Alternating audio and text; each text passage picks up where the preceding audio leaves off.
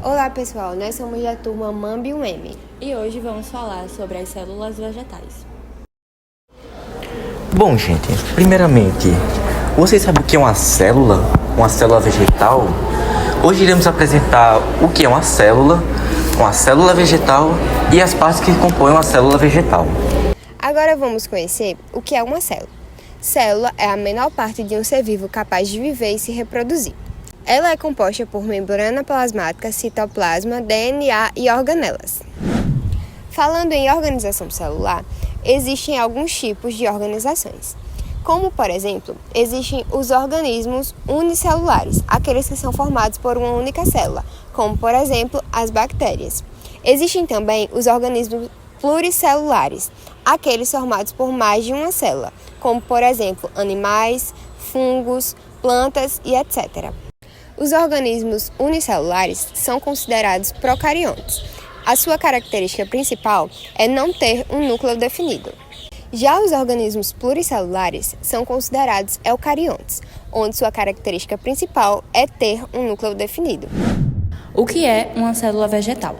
A célula vegetal é classificada como uma célula eucariótica e possui parede celular, cloroplastos e vacúolos. As células vegetais são responsáveis por todas as funções vitais das plantas, como fotossíntese, respiração celular, síntese proteica e armazenamento de substâncias. Uma curiosidade sobre as células vegetais é que elas podem ser unicelulares, como as algas, e multicelular, como plantas terrestres normais.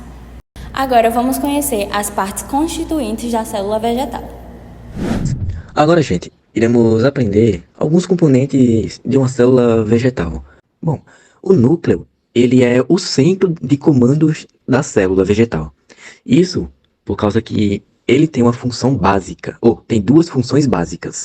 Onde a primeira função desse núcleo é regular as relações químicas que ocorrem no interior da célula. Já a sua segunda função é de armazenar todas as informações genéticas da planta. Saindo do núcleo, agora iremos falar um pouco sobre o retículo endoplasmático. São organelas cujas suas membranas se dobram, formando sacos achatados. Bom, existem dois tipos de retículo endoplasmático, que é o retículo liso, que geralmente chamamos de agranular, e o retículo rugoso, que chamamos de granular. A sua principal função do retículo rugoso é de realizar a síntese proteica e transportar as proteínas até outra parte da célula. Já o retículo liso, ele sintetiza lipídios e também realiza o transporte às diversas partes da célula. Bom, agora iremos falar um pouquinho do complexo de Golgi, em que o complexo de Golgi é um composto de discos achatados e empilhados, formando bolsas membranosas, geralmente chamado de dictiossomos. As funções do complexo de Golgi é de modificar, armazenar e exportar proteínas sintetizadas do retículo rugoso. Além disso, originando os lisossomos primários. Tá bom, mas o que são lisossomos? Os lisossomos são organelas envoltas por membranas, que no seu interior há enzimas digestivas, onde a sua função, como diz o nome, né, digestivas, é de digerir moléculas orgânicas, como por exemplo os lipídios, as proteínas e os ácidos nucleicos. Os ribossomos são as estruturas encontradas nas células responsáveis pela síntese de proteína. Células responsáveis por grande produção de proteína, como as dos pâncreas. Elas são ricas nessas estruturas. Os peroxomos são pequenas organelas que contêm os interiores e mais oxidáceos.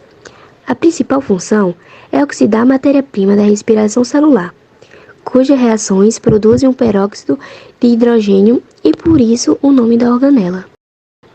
Os cloroplastos são as organelas responsáveis pela realização da fotossíntese. São organelas membranosas que possuem um DNA próprio e são capazes de se autoduplicar. Agora a gente irá aprender um pouco e entender o que são as mitocôndrias. As mitocôndrias são as organelas compostas por membrana dupla. Elas contêm muitas dobras. Sua função é realizar a respiração celular, que produz a maior parte da energia utilizada nas funções vitais. Os vacúolos são espaços envolvidos por membrana, cujo interior podem ser armazenadas substâncias como a seiva. Além disso, tem função de regular o pH e a entrada da água através do controle osmótico. Com isso, os vacúolos controlam a turgidez da célula. O citoplasma fornece sustentação esquelética para a célula, e ele está presente em toda a parte interna dela. Já a membrana plasmática é responsável por controlar o que entra e o que sai da célula. A parede celular restringe o tamanho da célula, além de impedir sua ruptura no momento da entrada da água. Além disso, também funciona como defesa contra organismos patogênicos.